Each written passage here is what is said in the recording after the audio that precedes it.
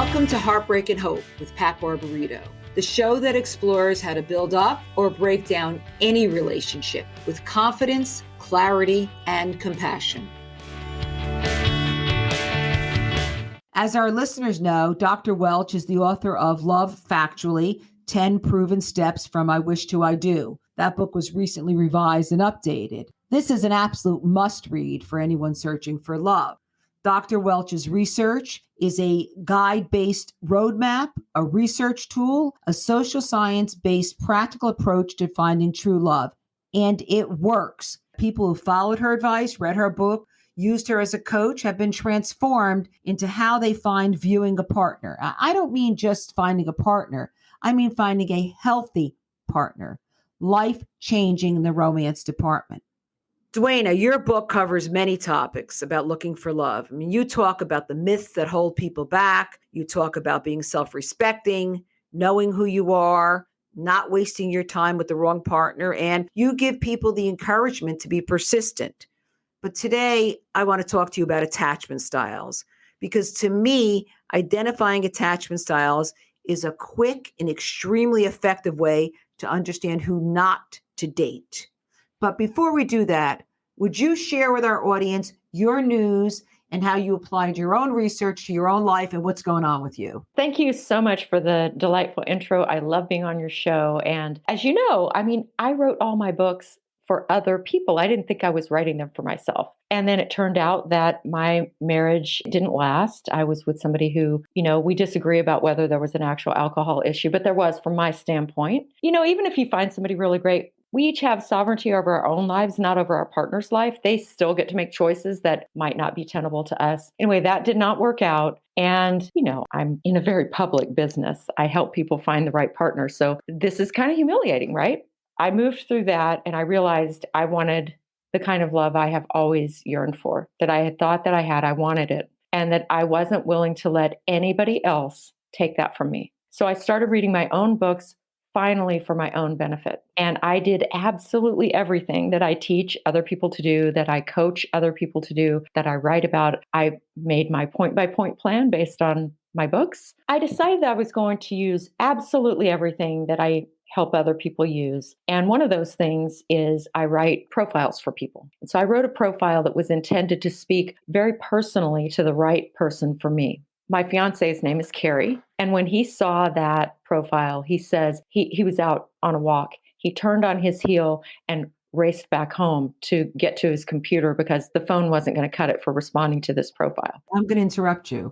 Your fiance. Yes, we got engaged just about 6 weeks ago now. We've been together 16 months and we're extremely happy. And this is what I want for everyone. A lot of times people say, well, I've heard it all. My health isn't perfect.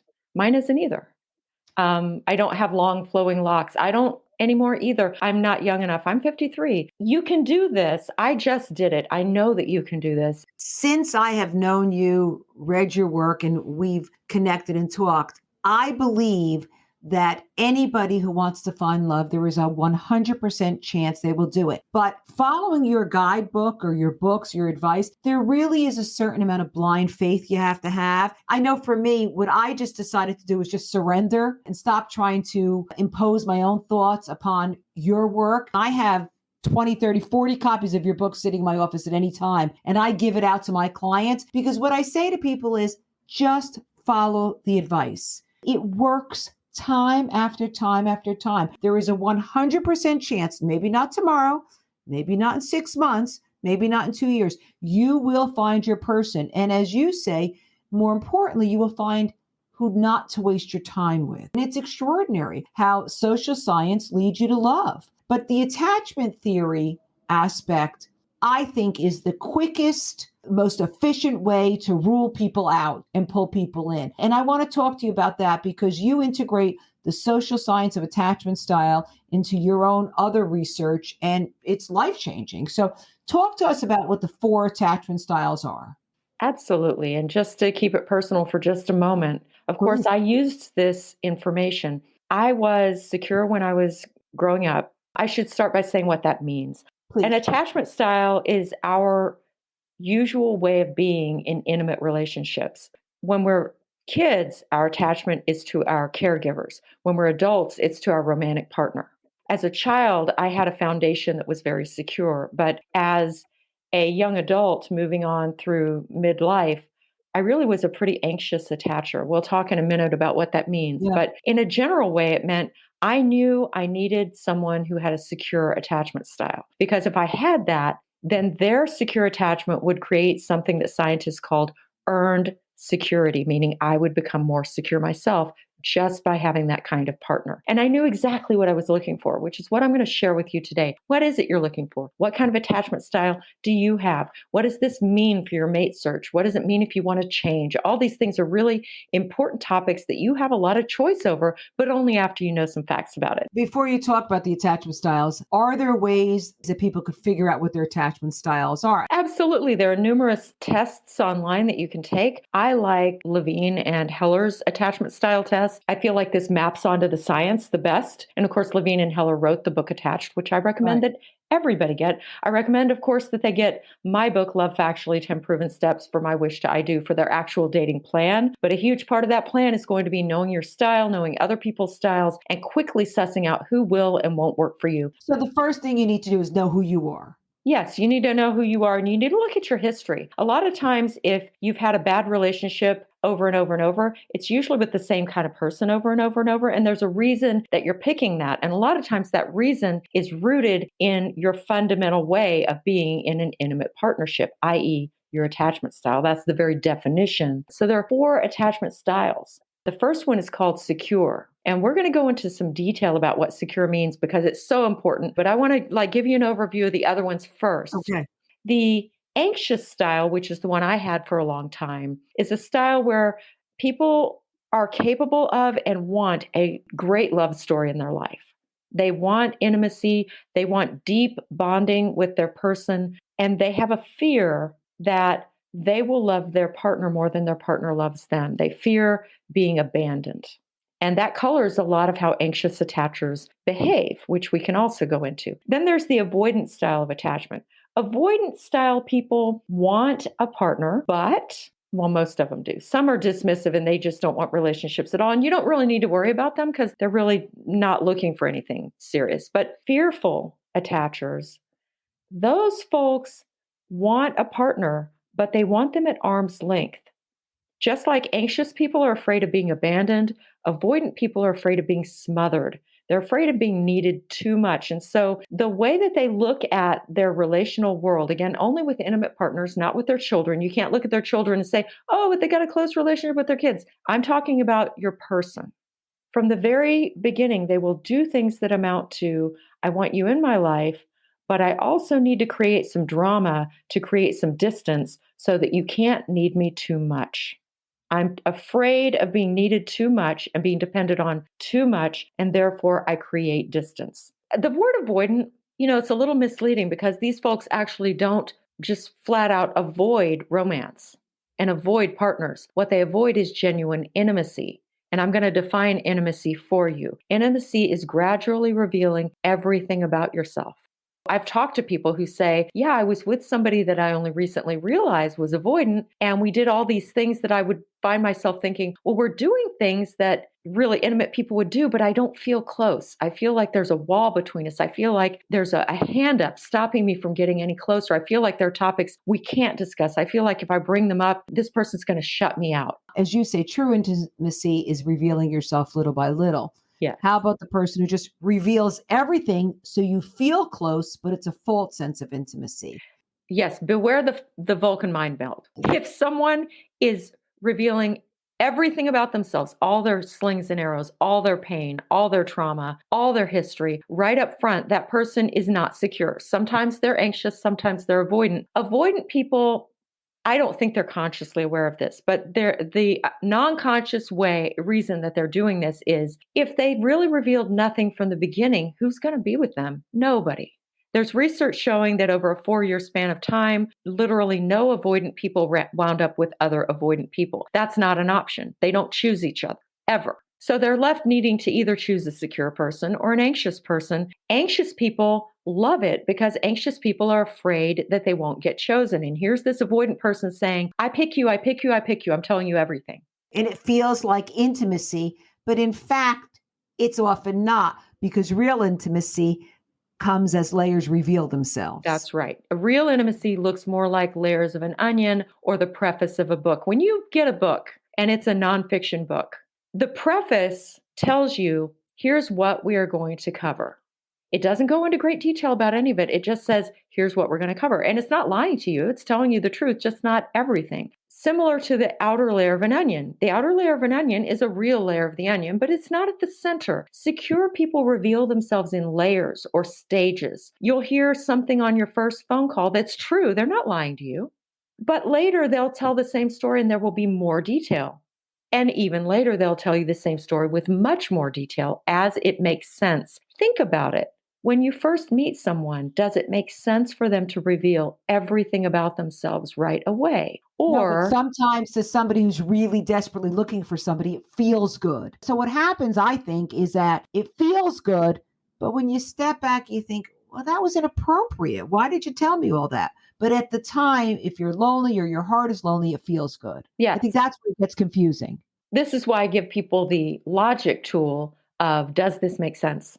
It does Interesting. feel good. Does it make sense? Look, if you're with somebody anxious, normally the experience will be one of being love bombed. They're just giving you way too much way too soon. They may say things about how amazing you are when they actually don't have the factual information to back that up. If you feel like this person is just coming on so strong and that they're making broad sweeping statements about your character that they don't have enough experience to be making, that's probably an anxious attacher. Or If maybe you're that's just love at first sight. Is that possible, Duana? Yeah, but love at first sight is a different phenomenon, almost entirely experienced by men. There's research on this, and love at first sight is a real thing. And the research shows that people who experience love at first sight, it commonly does work out for a lifetime, and these people remain in love. It's usually the man who falls in love at first sight, and it's not necessarily the case that he love bombs the woman. He knows that she's his person, but he doesn't necessarily immediately tell her that that's the case because he's going to drive her away if she's secure. The thing is, anxious and avoidant people tend to be what I call tragically drawn together because the avoidant person knows that, hey, I can't maintain the facade of intimacy for very long. I'm going to tell you everything now, but in about 30, 60, maybe 90 days at the very outset, I'm going to put up a wall. I'm going to stop telling you intimate things. When you ask me to say intimate things, I'm going to make it about you and saying, why are you so needy? What's your problem? But do you think that the avoidant person knows that? No, Do they do it consciously or maliciously? I don't no, think so. no, no. I don't mean that this is planned. I mean, this is what's happening. If they did the thing where they just never revealed anything personal, they would never form a pair bond at all. And evolution selects against that by and large. So at a non-conscious level, they're doing things that will create the illusion that there's a deep, sustainable pair bond that's going to occur, but they're not going to continue it. And it's not planned. It's just too scary. So is there another type of attachment style, or is that it secure, anxious, and avoidant? Secure, anxious, avoidant. There are two different kinds within avoidant, which is avoidant dismissive. These folks really don't want intimacy. They just want to hit it and quit it. They usually don't even put up any facade. They're just looking to hook up. They're very open and honest about that. And then there's most avoidant people, which is avoidant attachers who are fearful. They do want a lasting relationship, but they're afraid of gradually revealing all aspects of themselves, i.e., intimacy. And so they show you a lot about themselves up front, and then they put up a big fat wall. So how do these attachment styles, how do they affect our adult relationships? You're entering the dating world. You take the test, your partner takes the test. If they think it's a wacky question, well, they're probably not for you. That's the point I got to. But how do they affect our adult relationships or our romantic relationships, identifying those attachment styles? So I'm really glad that worked for you, but I want to just give a caveat. I don't want people to make their partner take that test. And here's why. People who are intelligent know how to game the test. Levine and Heller have two tests there. One is for you to take, and one is for you to take about your partner or intended partner's behavior. Interesting. It's called the compatibility portion of the test. Don't give them the test. You take the portion that's about your partner. It will show you what their attachment style is based on how they behave because people are always telling us who they are through how they act. So, how does it affect? Attachment style is fundamental, meaning it affects everything. An anxious attacher or an avoidant attacher will reveal much too quickly. That's a tell. Now, you don't know which one it is right at first. The distinction is that after a time and all through as you're getting to know them, the anxious attacher is a steady green light. This person always wants connection. Isn't that suffocating? Well, it's very suffocating to the avoidant person. It's not suffocating to the secure person. Hmm. So the avoidant person initially offers a lot of personal revelation, but they also simultaneously, even from the beginning, will do some things that tell you this is an avoidant attacher. Here's some concrete examples. They say they want to make plans with you and maybe even go as far as to make a specific plan, but then they don't confirm the day before. Maybe you don't hear anything for a solid week. That happened to me when I was dating most recently. I met my fiance in 7 days, but I also met a whole lot of other people over the month that I was online. And one of them did everything right at the beginning, including telling me, oh, and I have a secure attachment style. You know who says that? Secure people and anxious people and avoidant people. Everybody says they have a secure style. That's why I want you to actually take the portion of the test that's about this person's behavior. The avoidant person will do things like making plans, but then not following up. I actually went on that date. I tell my clients not to. I tell my clients if someone made plans with you and it's the night before and you've heard nothing in the intervening week or days and they don't confirm, don't go on the date. This is not a secure person and it's not a person who's going to make you happy. Don't go. But see, I have the job that I have, so I viewed it as data collection, not dating. But you see, what you just said is so interesting to me because, it's confusing. Yes. Well, that's why there are books like Attached and books like Love Factually. So you will know what you're looking at. It's why I see Absolutely. clients absolutely everywhere because they don't know what they're looking at. They've been accepting behaviors that should be an immediate cue. This will never work. This person doesn't want the kind of closeness that I want. Now, if you're a person who doesn't want much closeness, that kind of person could be ideal for you. But if you're like me or like you, and you want genuine, abiding, lasting, real intimacy where you fully know another person, that person's not going to make you happy, not unless they commit to change. And you know what? Some avoidant attachers do commit to change. People who are avoidant who don't know they're avoidant don't change. People who are avoidant who know they're avoidant and don't commit to change don't change. I want to be very clear. If you're not a secure attacher, you need someone secure, period. If you're a secure attacher, research shows you can date anybody. But if you're a secure attacher who wants genuine intimacy and not a lot of kind of pseudo intimacy that's not the real thing, you might actually create earned security in this avoidant person. You might do it, or they might make you anxious. But You're in taking a order to risk. create a security in an avoidant person, they've got to recognize it and they've got to want to attach to you. You're not going to just magically change somebody who's avoidant. You're not going to magically change somebody who's anything. I mean, that's not reality. I can't magically change somebody who wants a drink. You can't Right. magically change somebody who wants a different level of intimacy than you do. Look, if you're listening to this and you're already in a deep, abiding relationship with someone who you realize you're secure and they're avoidant, or you're anxious and they're avoidant, you can work through that. There's a form of therapy called emotion-focused therapy. I encourage you to Google the heck out of it, find someone who practices that therapy, and find a therapist who can help you. It does help about 2/3 of committed couples. But I'm talking to those of you who aren't in a partnership yet. Look, your job is to find someone who has to give what you want to receive. If you want abiding intimacy, that's going to be someone who's either anxious or secure. If you're anxious, not great odds with another anxious person. You need someone secure. If you're secure, you can date somebody anxious because usually an anxious person, eventually their attachment system calms down as a result of the natural way that secure individuals behave. That can be a wonderful partnership because anxious people want what secure people already have and they are willing to be taught. Secure people do great with secure people. Secure people do well with anxious people, but they may be able to make it work with an avoidant person. But, if you know that you want a certain thing, don't hope that it's going to happen eventually. Find someone who already has it to give. That's my message. Can attachment styles change as we have experiences, as we get older, as people come into our lives? And I want to preface it by saying, not having understood attachment styles until the last couple of years, I could safely say when I think back, I don't think I was always a secure attachment style. When I look back to my relationships, not so sure I was. I know I was never avoidant. might have been a little anxious, but I'm extremely secure now. Go figure. So I wonder how we change that. I think mine is a result of relationships, experiences, my own self reflection. Does that happen? How does that happen?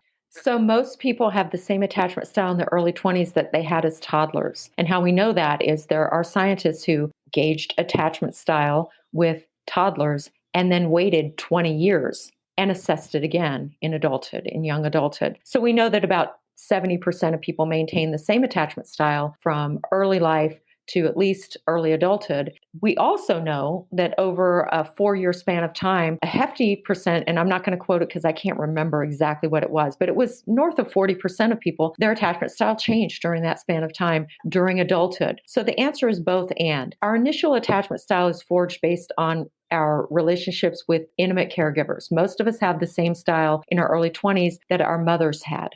And that's partly genetic, but largely because our mothers treated us the way that they in turn were treated. But after that, our attachment style changes largely not because we're getting older, but because we're gaining experience. I'm just going to use myself as an example because I have permission to use myself as an example. I had a very secure attachment style coming into young adulthood, and I was in an intimate relationship where we got engaged. We hadn't yet told everybody that we were engaged, but I had known this young man since we were 10. So I trusted him completely. Well, he had fallen in love with somebody at his college and not told me. And he suddenly broke up with me, but didn't tell me why. And I found out later he had actually jilted me for another woman. And he gave her a ring. I thought it was the ring that was supposed to be mine.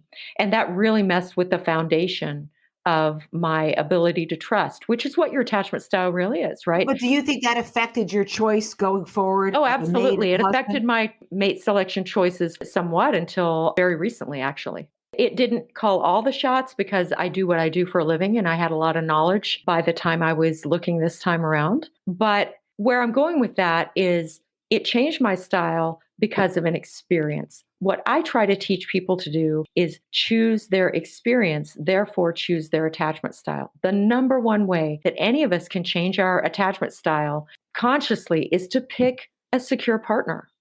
Know what that looks like and pick a secure partner. Most people who choose a secure partner, if we're not already secure, we get something that researchers call earned security. We become secure because we are being treated so well with such a foundation of trust in such a trustworthy manner.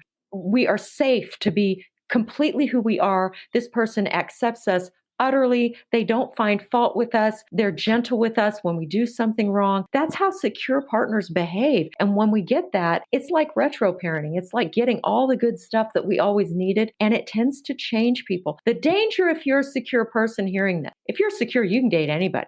The danger is if you date somebody who's avoidant, that you could go the other way. You could actually become anxious instead of keeping your security, just like I became anxious. So you're taking a risk, but you can date anyone. I will say this for sure. The rest of us, anxious attachers, avoidant attachers, we must choose someone secure if we're going to have best possible outcomes for us becoming more secure. You just have to, which means you need to know what secure looks like, which is what I'd really like to talk about.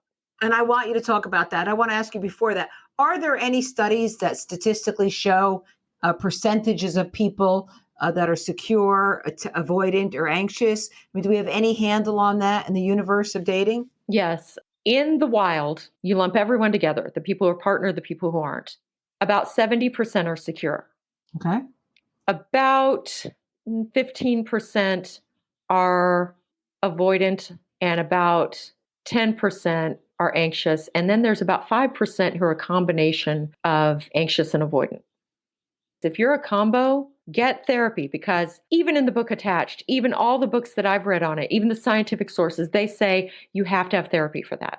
You're not going to be able to read your way out of that or relationship your way out of that. If you've got that mixed style, it's a small percentage of people. Work with someone who specializes in attachment and get therapy. You need to get that help. The rest of us benefit from it. I have a therapist I see every Thursday. So I'm not saying that they're the only people who need therapy or could benefit from it. I'm a big believer. When I work with clients, I'm not doing therapy. I'm doing science-based guidance to find and keep the love of your life. I do very different things than therapists do. I advise almost all of my clients to simultaneously see a therapist. It's interesting you say that because I don't think for me it was conscious because I wasn't aware of attachment styles. But I think through therapy, which I entered very seriously when my marriage ended 13 years ago, I think that's how I was able to become secure and understand what I needed and who I was. That was life-changing for me. But I have a couple of questions, many questions for you. The first thing I'd like you to do is identify what each attachment style looks like.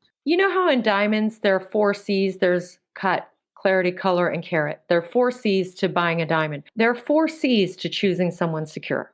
Secure people are clear. Their communication is very clear. If you're getting the feeling like you're talking in circles, this person never seems to quite understand what it is you need. They make the problem about you instead of actually addressing what you're talking about. They say, well, you're just too needy. You're just too sensitive. Or they say, but I did this, so this other thing shouldn't matter. That person's not secure. Secure people are very clear in their communication. They really listen when you talk and they clearly address what it is that you are asking about or needing. No mind reading involved. Correct. And no blaming. They don't blame you for the issue that you just brought up that you needed fixed. They're clear. That's C number 1. They're calm. If you're an anxious attacher, you are looking for someone who makes you feel understood and appreciated and possibly even loved right away. These are the folks who get into what I call mini marriages, having way too much intimacy much too quickly, putting all their laser beam attention on just one candidate as soon as they meet them. Look, Carrie is the love of my life. I adore him, and I didn't give him all of my attention right away. Even though I've been doing this job so long that I was like, oh, he's secure. He's got a lot of what you need. Withhold your judgment. Keep seeing other people for a while until he proves it. He was calm, though. And here's the thing. This is where I'm going with you anxious attachers out there. A secure person will not make you feel like they get you right away. They will not make you feel like they love you right away because they don't know you yet. They're calm. And it's unrealistic to expect that. Yes. And in fact, false sense of intimacy. Yes. And the reason I want you to understand this, like in your gut, is anxious attachers look for drama. They confuse drama with love. The secure person will feel boring to you. They're not boring, they're calm. They're not boring. They're just not bringing the drama. They're not boring. They're being reasonable.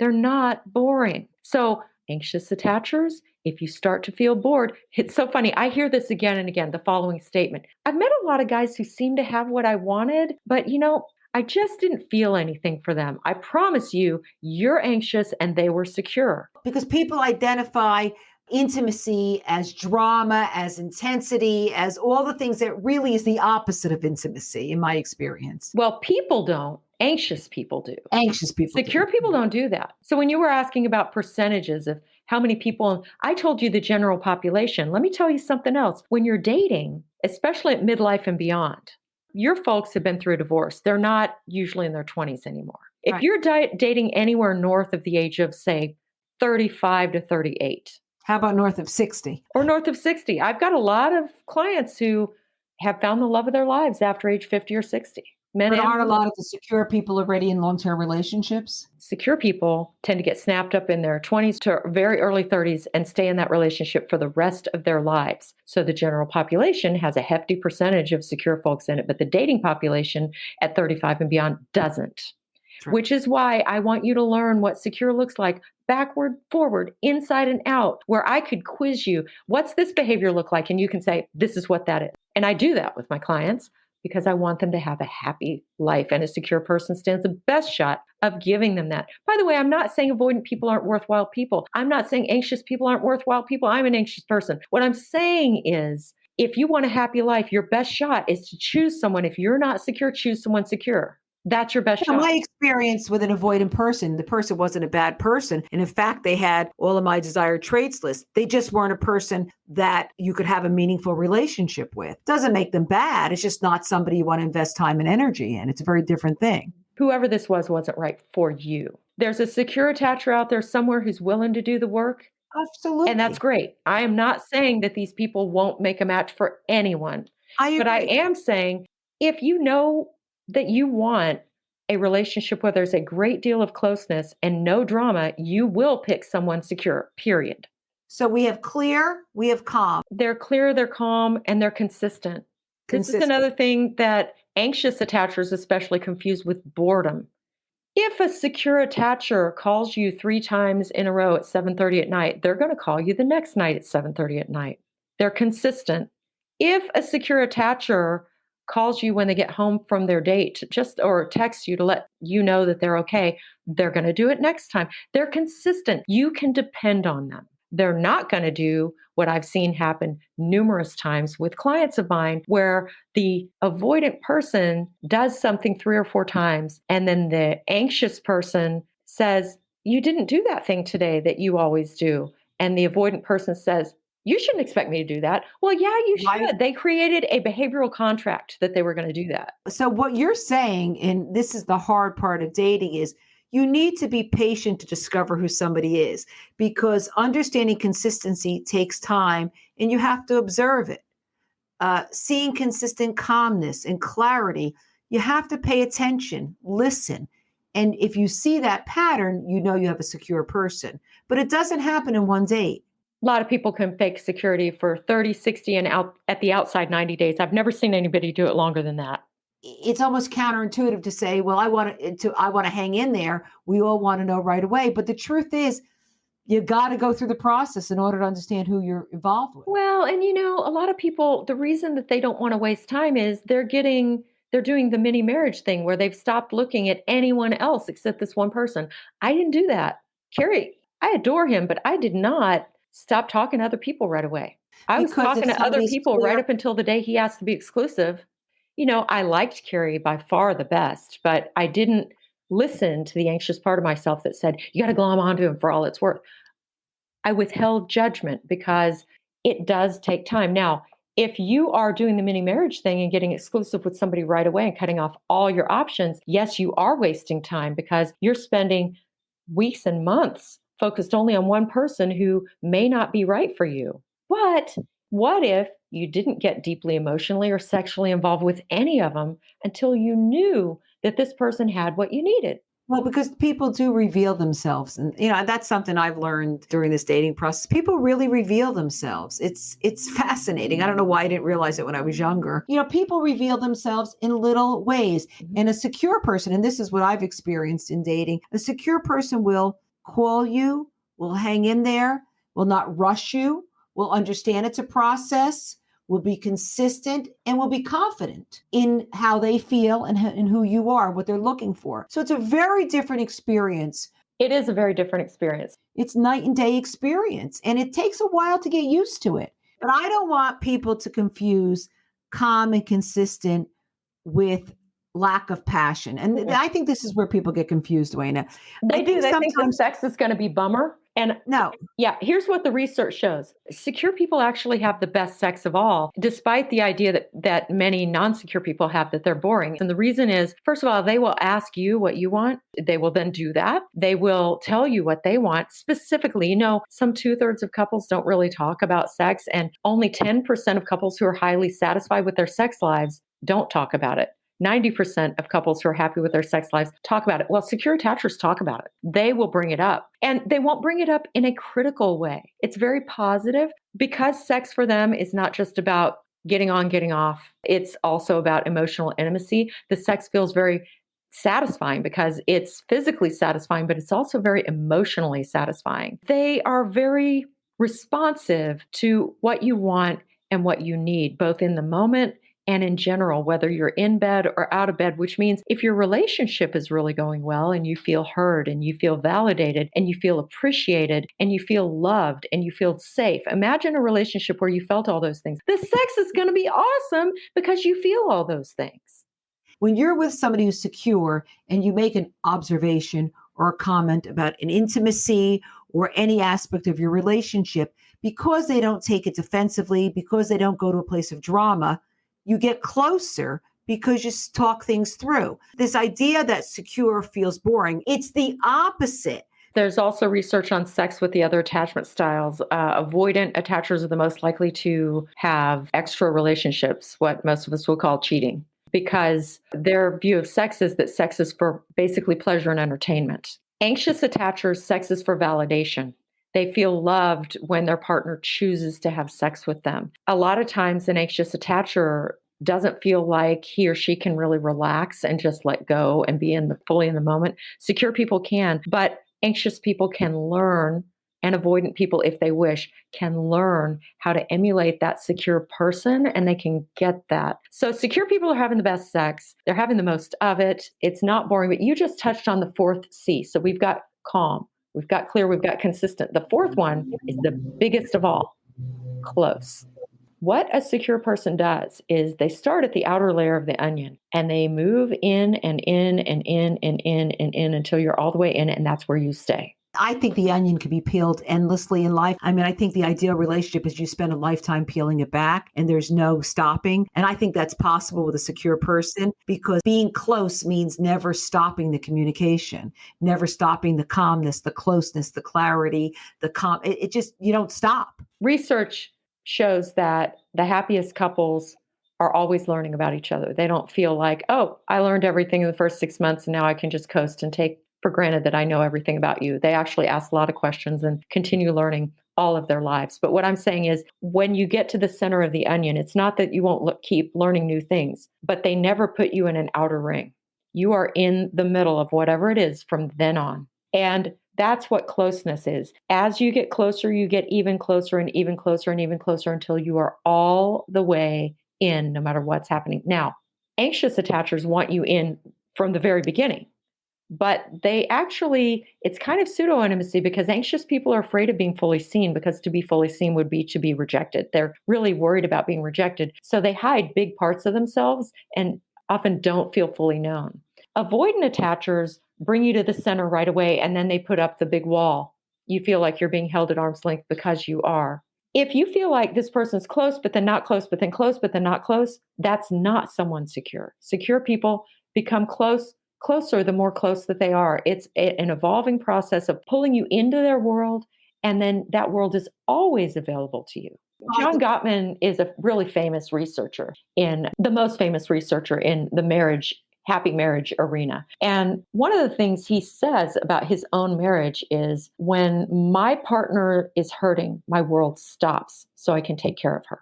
That's what secure looks like. That statement right there. If you say you're hurting, a secure partner stops their world and says, I want to be there for you. Whether they actually stop everything or whether maybe they're in a job interview right then and you need to wait till the job interview's over. But the moment that they can, they fully attend to you and your needs. And that's what secure looks like. That's what So if we know what secure looks like, what does anxious look like? What does avoidant look like? Anxious and avoidant, it's too much too soon. They both tell you way too many details too soon. The distinction is, a lot of anxious folks, especially men, love bomb. They make statements like, you're the most intelligent person I've ever known. They've talked to you for an hour. Or I've been looking for you my whole life. Yeah, it's inappropriate to the connection. It's inappropriate to the contact. It is. So an anxious person will love bomb. What else will they do? Anxious people routinely feel that they're not good enough. The watchwords for the anxious attachment style. Keep in mind, I'm not dissing anxious people.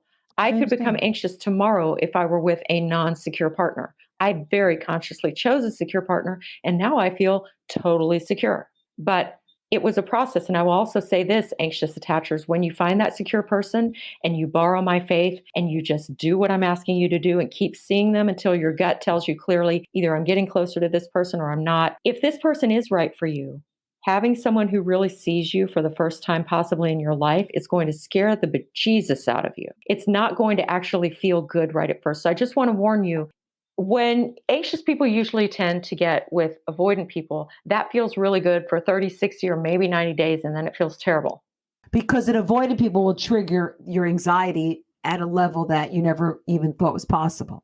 Yes, eventually when they need to put up their walls, it's not because they bear you ill will. It's to feel safe. An avoidant person needs distant. To feel safe, an anxious person needs super, super closeness. What I'm saying is, anxious and avoidant people, their needs are in direct opposition. An avoidant person needs distance to feel safe. An anxious person needs closeness to feel safe. Okay? They don't feel safe without these things. Those are diametrically opposed needs. You're not going to meet both of them. This partnership is going to be hard. You can choose a hard partnership, but if you haven't even gotten in deep with somebody yet, why would you? Anxious attachers, what they do is they show that they're anxious, that they're worried, and they show that they're preoccupied. Preoccupied means I'm thinking about something almost all the time. Like for example, my relationship. And worried means and I'm not sure I'm going to be up to the mark. I'm not sure it's going to work. I'm preoccupied with anxiety. I could be preoccupied about horses, which doesn't have anything to do with anxiety. So you're preoccupied, but also worried at the same time. It's both. Is that easily identifiable?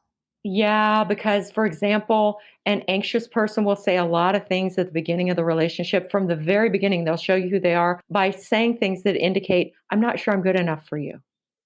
Let me tell you, a secure person hears that and they think, oh, because secure people are straightforward. If a secure person said, I'm not sure I'm good enough for you, they would mean it. Mhm. They're not looking for reassurance. So if you say, I just don't think I'm smart enough for you, or I'm not sure I'm good enough for you, they think, oh, well, gee, I guess not. And they move on. It's just One way not a that, very attractive yeah, thing to you have say. to one thing I really work with clients on is when do you reveal insecurities? Everyone, including anxious people, has some areas where they don't feel totally on top of things.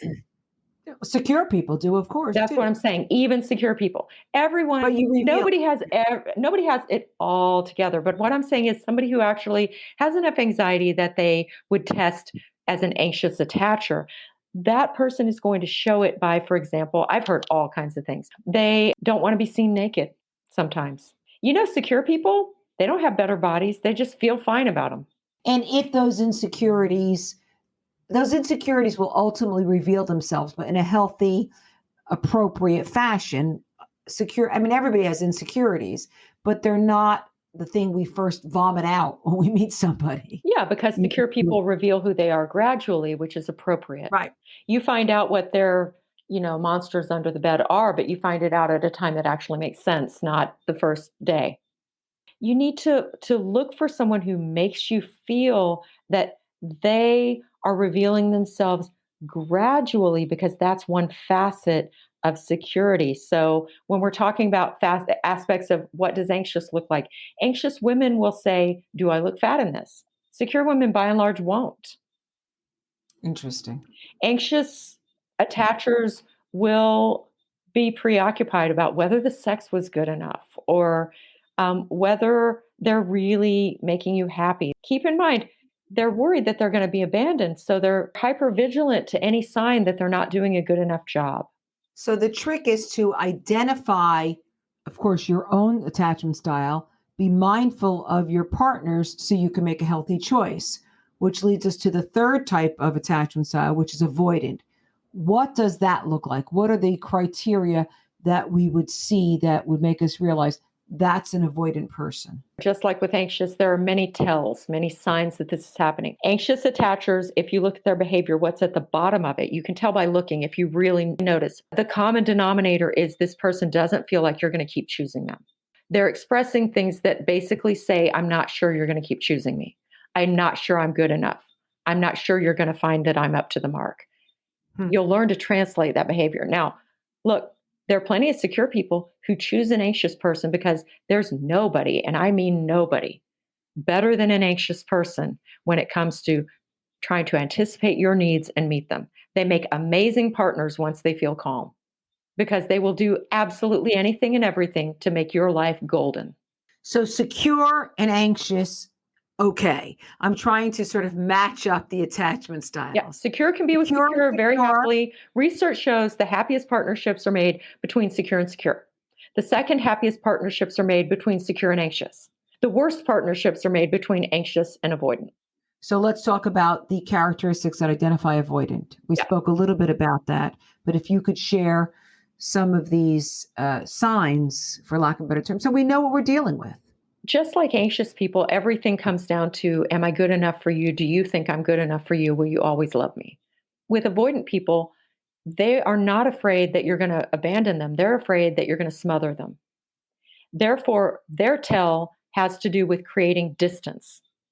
And they do this in a million and one ways. I'm just going to rattle off a few. Making plans, but then not confirming the plans.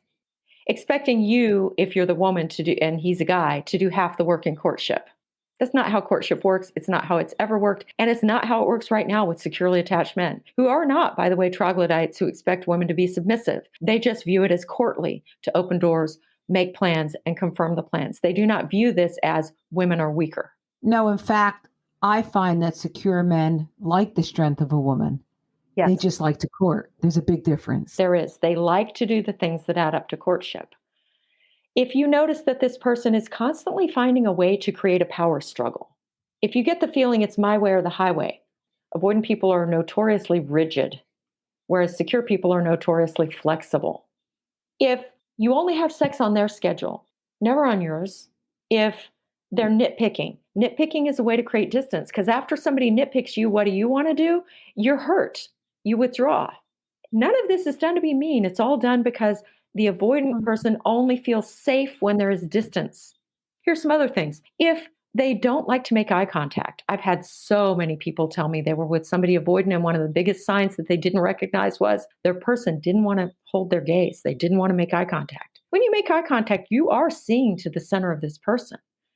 That doesn't feel safe if your objective is distance. I'm not saying they'll exhibit all these symptoms and signs. I'm saying you'll see some of them some of the time, like they don't want to kiss during sex. They don't want to share the same blanket when you're sleeping together. Right from the beginning, they don't want to share the same bed. They always have to spend the night apart. They say things like, I will never live with a partner. There's no room for negotiating. You get the sense So, of the relationship, the revealing of intimate truths. It's on their timetable, their schedule. You do not have an equal say in this relationship. so are avoidant people destined to not have a meaningful, healthy, close relationship? What do they do? I mean, what happens to They, somebody who's avoidant? therapy is extremely helpful, but it won't do all of it. Our problems in life are created in relationship, and our healing also happens in relationship. If you're avoidant and you want to be secure, my advice to you would be get therapy with someone who specializes in non secure attachment and learn what secure looks like and date secure people. Work on your own behavior so that when you feel the urge to push, you don't push mindlessly. You get with someone secure where you can say, I'm not feeling safe right now. I need a little time to myself. Because you know what? An anxious person will not be able to hear that. They will always think it's about them. They just will. A secure Yeah. person will go, oh, you need some space? Okay. They're good with it because they don't personalize things.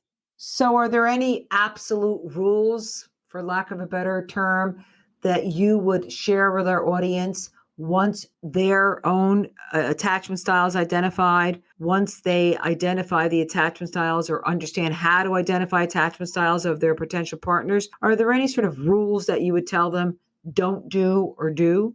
There are people who just want to choose a challenge and they're just not going to listen, and that's fine. You can choose a challenge if you want to. But if, like most of my clients, you would like your love life finally, please, to proceed smoothly with closeness and love and positive regard and healing of your past, choose someone secure. Learn what it looks like, choose someone secure. If you are avoidant, you have to do that. You're just not going to have progress without it. Because I don't want you to get in a relationship that's fraught with difficulty to the point that you have to seek a special form of therapy. Don't, Boris, get to the course. Find someone secure. Work on it in the context of a person who doesn't take personally the things you do to feel safe. Similarly, if you're anxious, you need someone secure. You keep getting involved with avoidant people who cannot give you what you need because what they need is absolutely in opposition to what you need. It's not going to be happy and easy for you. Get with someone secure. If you're secure, the rule is you can be with someone secure or someone anxious. Your life will be more difficult if you're with someone avoidant, but you can do it. You can be with anyone. The question is whether you want to be. It seems, I don't want to say so simple, but it used to seem so complicated, so mysterious, so magical meeting somebody. And since I've been speaking with you and reading your work, it's really not that complicated. I don't want to oversimplify it, but I went from thinking there was this mysterious world that I couldn't enter or finding something and it was webs and it was complicated. I know what it looked like to thinking, I've got control over this. I have choices to make if I understand it. And it's like a switch went off for me and for people I speak with and people I share your work with, because it's a switch. if you follow this advice, or if you understand attachment styles, social sciences, you will 100% meet somebody. And when you demystify it, it's life changing. I know I sound almost naive to say this at 65 years old, but it really is not that complicated. I have clients who are 70 who, for the first time in their lives, have the love that they wanted. First time ever have the love that they wanted. The whole reason that I do what I do, the whole reason I wrote my books, the whole reason I have a client practice is there are fairly simple steps that you can take. It won't be easy. Simple and easy are very different. It won't be easy because I'm asking you to do things differently, and different feels threatening. But there are simple science-based steps that you can take that will transform your love life so you're happy. I want people to be happy. Can you imagine what our world would be like if everyone in it felt loved and safe? Thank you again for being with us. I look forward to our continued conversations. They're always extremely enlightening for our audience, but selfishly, they're enlightening for me. I've learned so much from you, and I'm glad to see you, and we'll be in contact. Thanks, Duana. Thank you so much for joining us today. Don't forget to follow us on your favorite podcast platform. Please give us a 5-star rating and leave a review so more people can listen in to Heartbreak and Hope with Pat Barbarito.